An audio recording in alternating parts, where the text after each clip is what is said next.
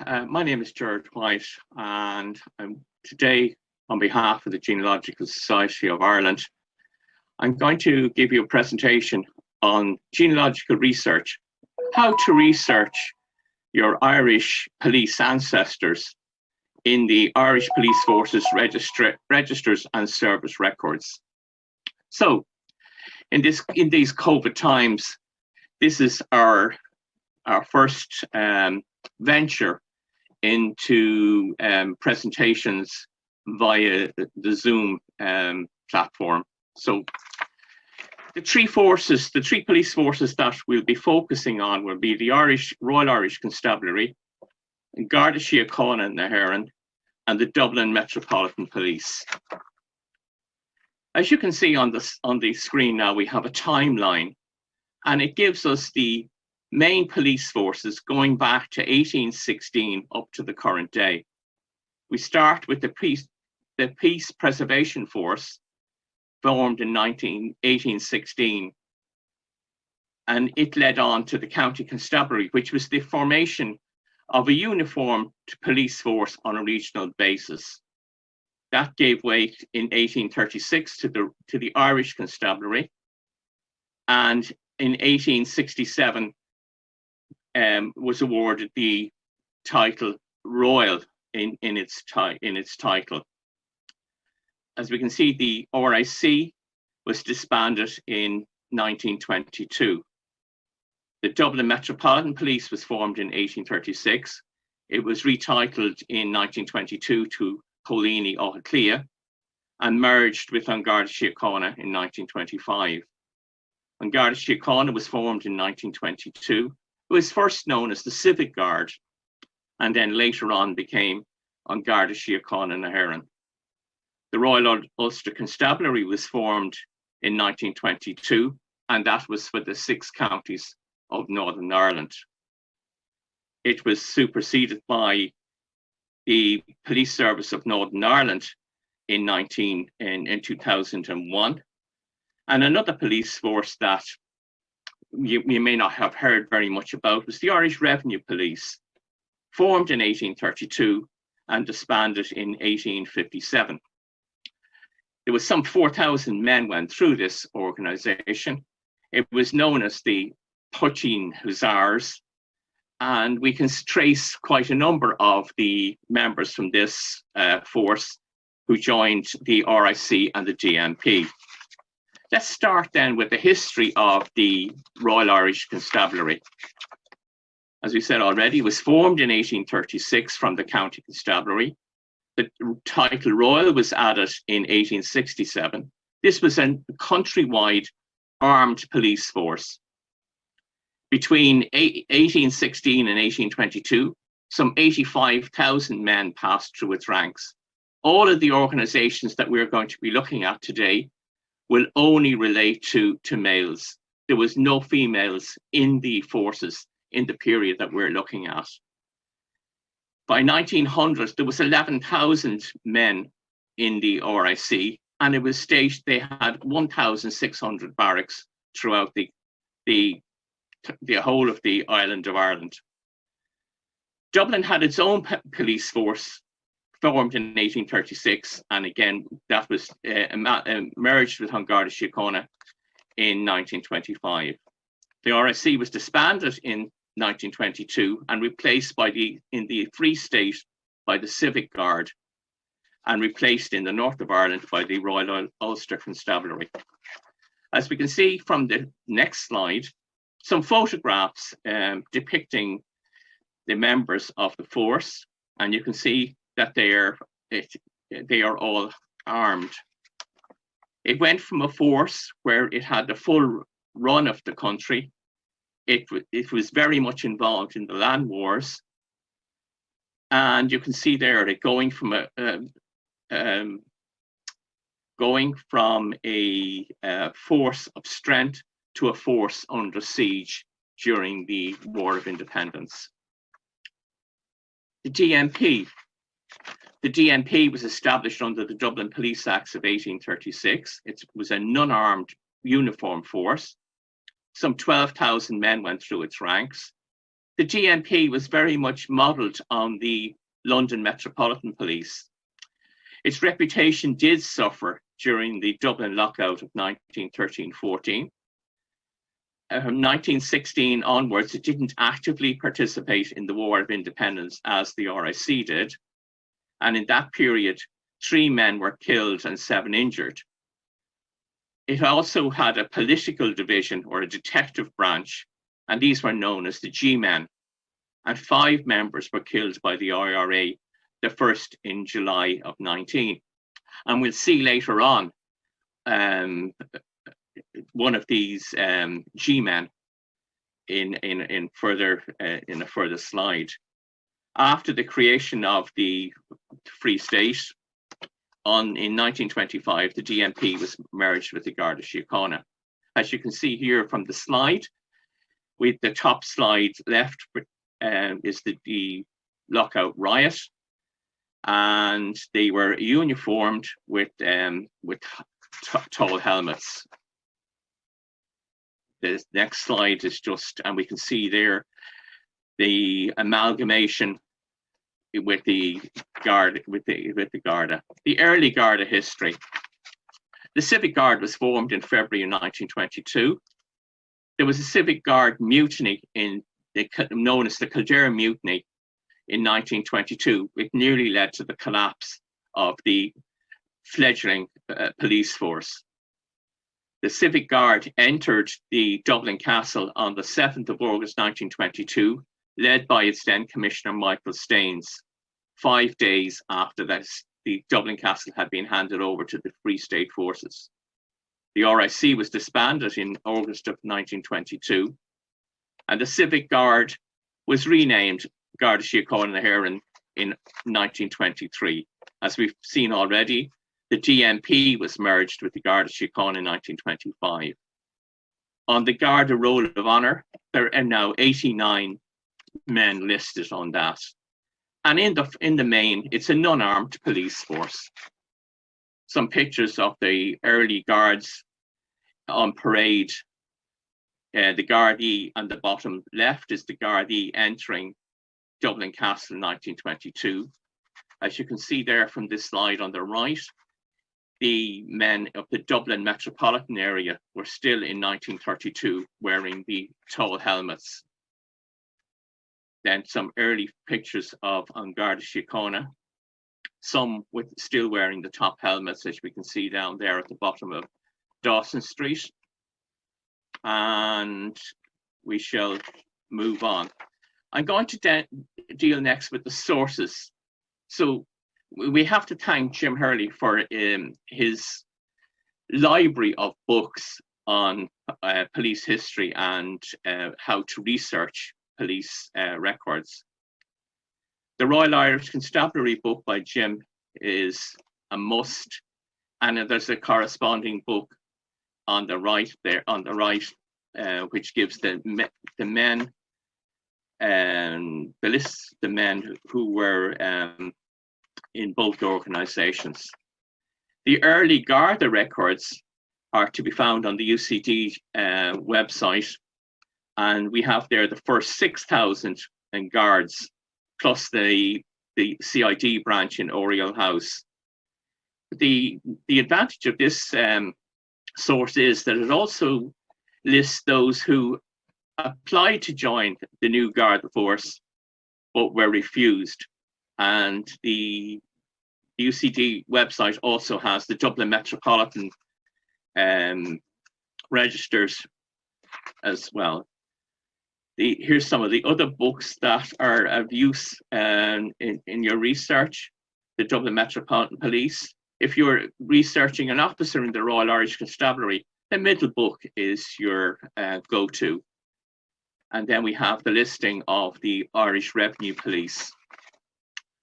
The 2 books on this slide represent the history of the Royal Irish Constabulary. Let's have a look at the other sources. So the Civic Guard, we've already mentioned the UCD digital library. It's free, but it's not digitized. The DMP register, again, is on the UCD website, not digitized. The microfilm is in the National Archives, and you can find it on Find My Past, which is a subscription site. The RIC Service Register and Pensions. Ancestry have it, but they don't have an image of the register. Find My Past, again, a subscription site. You can see the register. And when I explain why seeing the register is important, again, the genealogical section of the National Library has a copy of the register and the microfilm in the National Archives.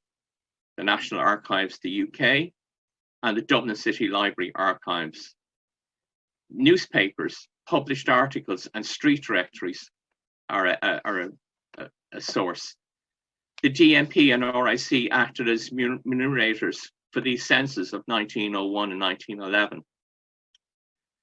The DMP and the RIC, they were returned on barrack returns, Form H, and again, many of them are only listed there under their initials, using photographs of individual officers and events.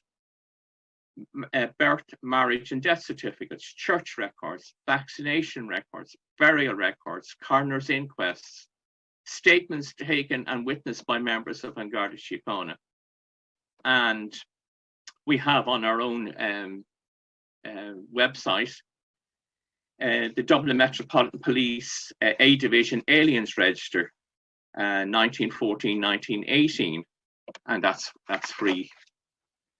Let's have a look at some of the information that's contained in the registers. And I have it on this side. I have it done out by DMP, RIC, and Garda.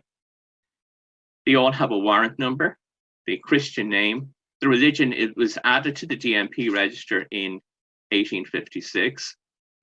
The year in ages, the entry requirement, the age for entry, changed over a period of time. So you need to look at the various organizations to see what age was applicable at a particular point in time. The Garda register has the actual date of birth. The RIC register has the date of birth from a further point in time. The height requirement, again, this varied over the years, and you need to reference the individual organization. The trade and occupation was recorded.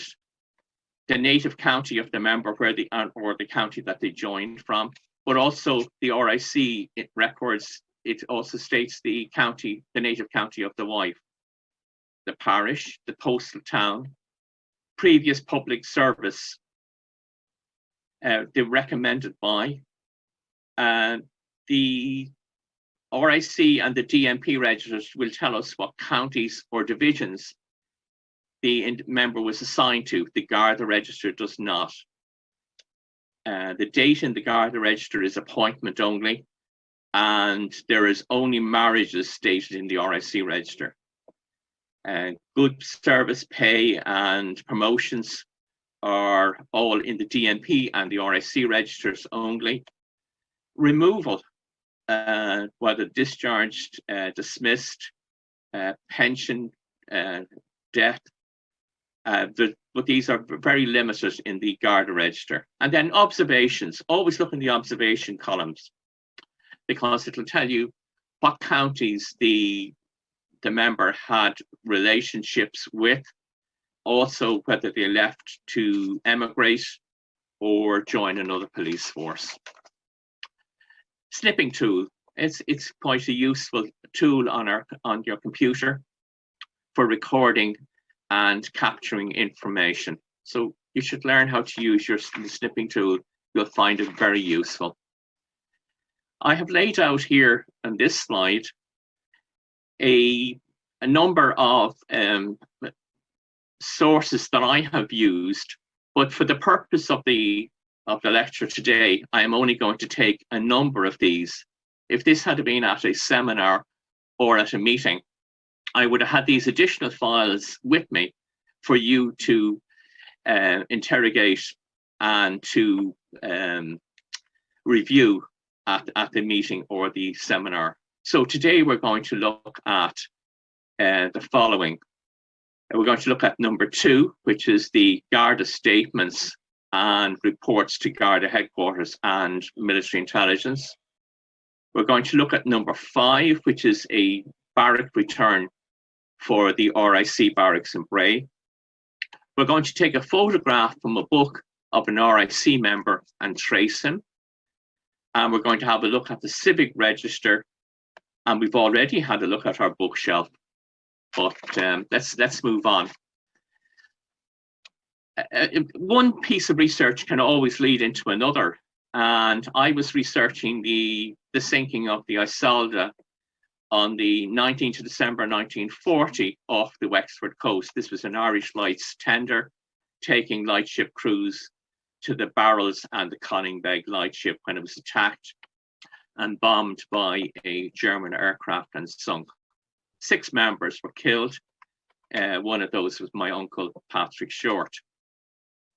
So I've done research on this and I found the statements taken by An Garda Síochána, both in Wexford and in Dublin, Dún Laoghaire, from the survivors. And we can see here, this is Captain Bessick, and his statement was taken by Garda Inspector Bernard Carr, Garda 3751.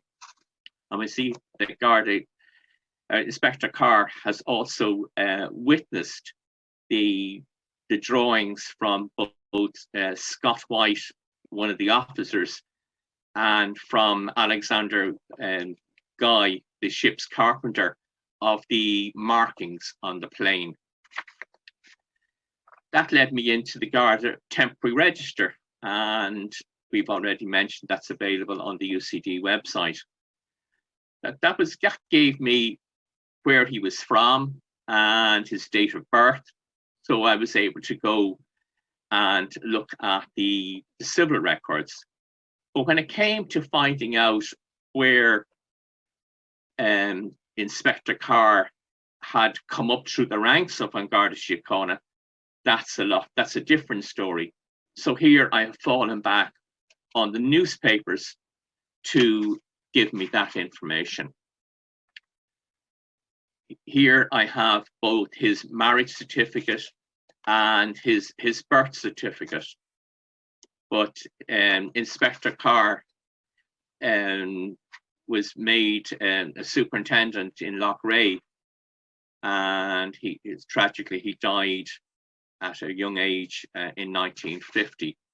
So based on the information that I have got, I know that Inspector Carr, as he came across in my research, was born in 1901 in Tully in County Donegal. His father was Charles Carr and his mother was Winifred Callaghan. He joined the Guards in 1921 and was posted to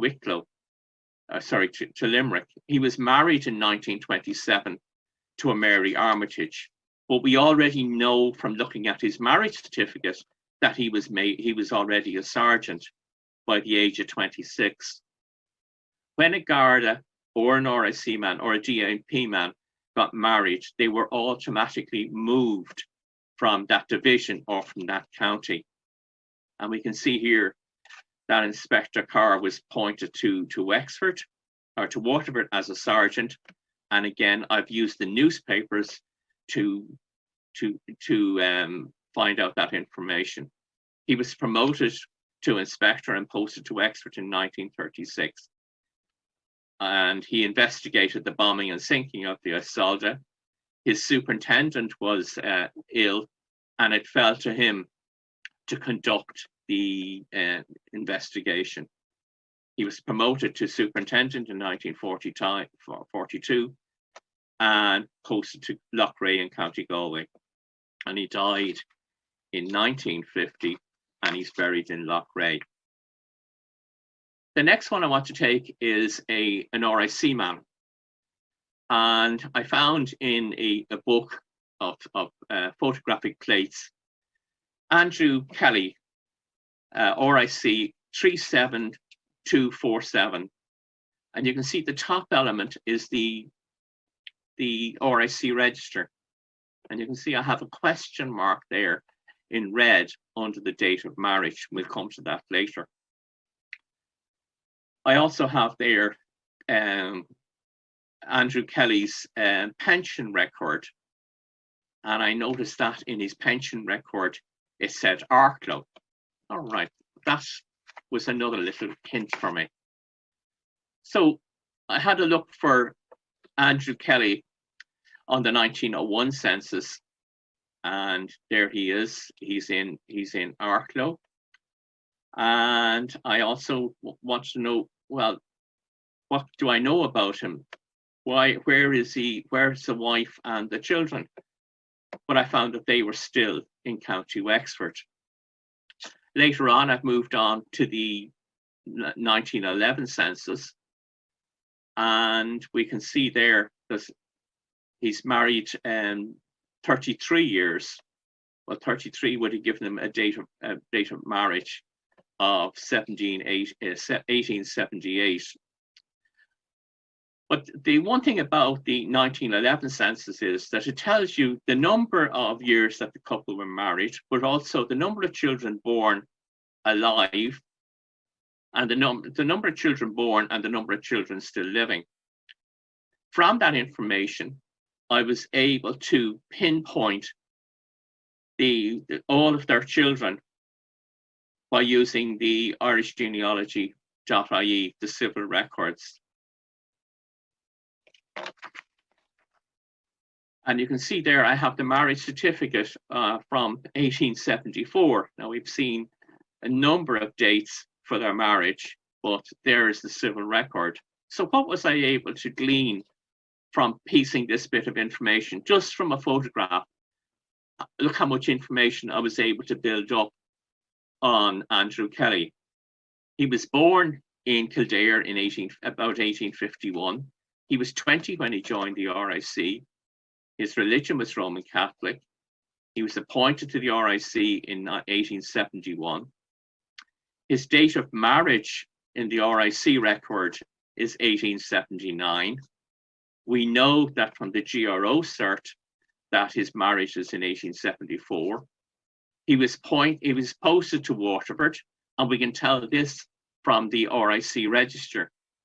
On marriage, he was transferred, his wife being from Waterford, he was transferred to Wexford. He was admonished, he was fined, and we can all see this information in his service record. He had 29 years service and was pensioned at the age of 49 in 1900. And he died in Arklow in 1921, age 70. The temporary register, we've mentioned it already on the UCD website. It gives us, it was in use from 1922 to 1924, and it gives the first 6,000 recruits to the new Garda force. But it also gives us the unsuccessful applicants. So this, and the other bit is the men from Oriel House, the criminal and intelligence department. They are also featured in this. And we know already from the register exactly what information is contained, but it also gives you if they had previous links or service with the IRA, whether they were ex-RIC or whether they fought in foreign armies. And from April 23, the column was added for their knowledge of Irish. So it's a useful source for tracking those members who were early members of An Garda Síochána. We move along then to finding an RIC man on the 1911 census. And for this purpose, I took the Form H, or the census returns, for the RIC station or barracks in Bray. And I focused there on the second member, TS, a sergeant. And I said to myself, I'm going to find who he is. So there's one other advantage of having a look at all of the pages that make up the census return. When you're looking at an RIC station, the senior officer or the head, oh, I'm gone there. The head constable of a station or the sergeant had to sign the form plus the enumerator. So we know two members of that on that listing who are just listed under their initials. We know who they are based on who had to sign the form. So let's have a look at how I managed to find out who TS was. I looked for, in the 1911 census, to see what information I could find. So what I did there was I printed off the transcription of it, and if you click on the show all information, it'll give you additional information that will prove useful for your research. So we know there that TS, surname S, forename starts with T. He's 41. He's Church of Ireland. He came from County Armagh, and he was a gardener before he joined the RIC. From there, then I went into Find My Past, and I put in T star, S star into the interrogation field, and I was able then to fine tune all of those who came up with T and S as their initials. And from that then, I was able to track back and pinpoint who he was. This is a form that I use when I'm looking for somebody with an initial, be that on RIC, DMP, barracks returns, hospital returns, prison returns. Put down the information that you know, and then put down the information, your information that you're trying to prove it against. So we can see here, based on the 1911 census, we know that he's stationed in Bray. We know the date is the 2nd of April, 1911. From the RIC register then, what we're doing is we're looking at to see when was he posted to Wicklow. He was posted to Wicklow in 1907. So he's in Bray. He was transferred out in 1918. His first name is Thomas, that's fine. Slater was his surname. He's age 41 on the 1911 census. That would give him a date of birth about 1870. We actually find out that he was 21 years and 3 months. He joined in 1891. That gave him then a date of birth of about December 1869. We know from the 1911 census that he reached the rank of sergeant. Well, we can tell from his service record that he was actually promoted to sergeant in 1903. His native County Armagh, yes, but the additional information in the register that he joined from Wexford. His trade was a gardener, yes, and that's confirmed by the register. He had to be about 20 before he joined the RIC. Yes, he was 21 years and 3 months on joining. We looked for a joining date of about 1890 plus or minus 3 years. We actually came up with a joining date of March of 1891. He was single in 1911. There's no marriage date in the RIC register. His religion is Church of Ireland, and it's a P in the register, which is equal to Protestant. Finally, I'm going to take a look at my great-great-grandfather, Patrick Lynham. He was one of the first members of the DMP. So based on that information, I was able to find out that he was born about 1815. He was from Ratoath in County Meath. He joined the DMP in 1838. His DMP number was 1302.